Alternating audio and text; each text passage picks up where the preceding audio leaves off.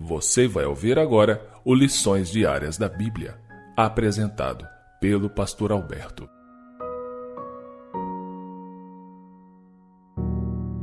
Olá, hoje é terça-feira, dia 27 de setembro, e o tema de hoje é Ingratidão Misteriosa.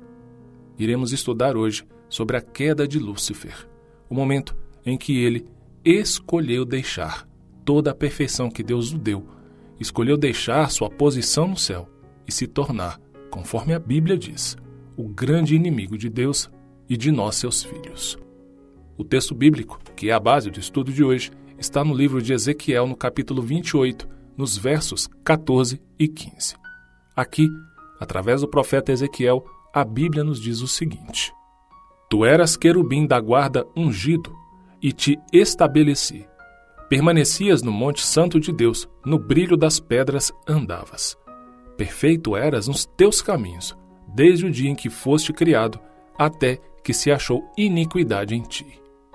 Grande parte do livro de Ezequiel foi escrita em linguagem simbólico-apocalíptica.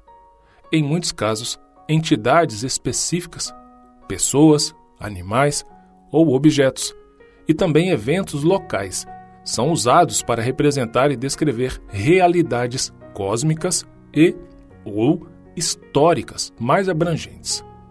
Por exemplo, em Ezequiel capítulo 28, do verso 1 a 10, o Senhor falou do rei de Tiro, que era uma antiga e próspera cidade portuária fenícia.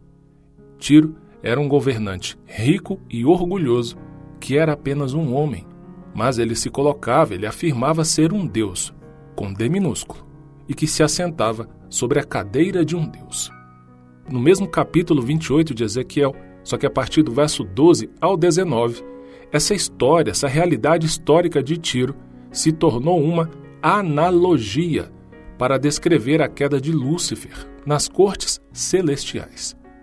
Assim, o rei de Tiro, um ser humano que vivia no coração dos mares, passou a representar, conforme diz o profeta Ezequiel, um querubim que foi ungido e vivia no Éden, jardim de Deus, e no Monte Santo, conforme o capítulo 28, nos versos 2, 8, 13 e 14 de Ezequiel. Uma declaração crucial no relato se encontra em Ezequiel, capítulo 28, verso 15, que nós lemos no início. E eu vou repetir aqui. A Bíblia diz: Você era perfeito nos seus caminhos, desde o dia em que foi criado, até que se achou iniquidade em você. A perfeição de Lúcifer incluía o potencial para o mal. E isso porque, como um ser moral, ele possuía livre-arbítrio, o que faz parte da essência da perfeição. Lúcifer foi criado, sim, perfeito, e isso incluía sua capacidade de escolher livremente. No entanto, infelizmente, ao abusar dessa perfeição pelo mau uso do seu livre-arbítrio, corrompeu-se por se considerar mais importante do que de fato ele era. Não mais satisfeito com a forma como Deus criou e o honrou, Lúcifer perdeu sua gratidão para com o Criador e desejou receber mais reconhecimento do que merecia. Como isso pode acontecer com um ser angelical perfeito, que vivia em um universo perfeito e diante de Deus, como já mencionamos no início, é um mistério. Não existe nenhum tipo de revelação sobre isso. E a resposta completa a esse dilema, a esse, como chamamos, mistério, só será dada pelo próprio Deus a partir do momento em que Jesus Cristo voltar. Somente na eternidade esses mistérios serão revelados. Até lá, só nos cabe saber que Lúcifer era perfeito e se tornou Satanás, nosso grande e terrível inimigo.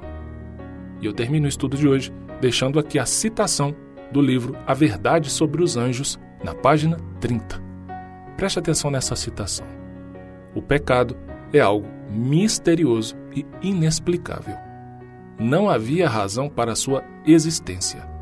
Tentar explicá-lo é procurar uma razão para ele, e isso seria justificá-lo. O pecado apareceu num universo perfeito, algo que se revelou inexcusável. Portanto, o tema do estudo de hoje é ingratidão misteriosa.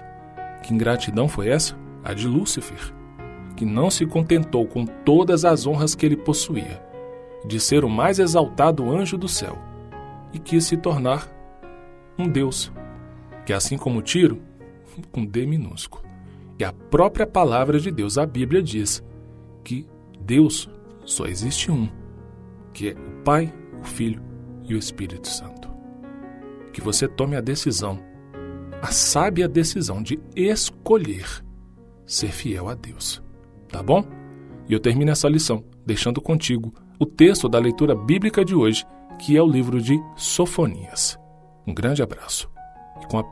Que Deus nosso Senhor te abençoe muito, é o que eu desejo do fundo do meu coração. E com a permissão de nosso Senhor, nós nos encontraremos em nosso próximo estudo. Até lá!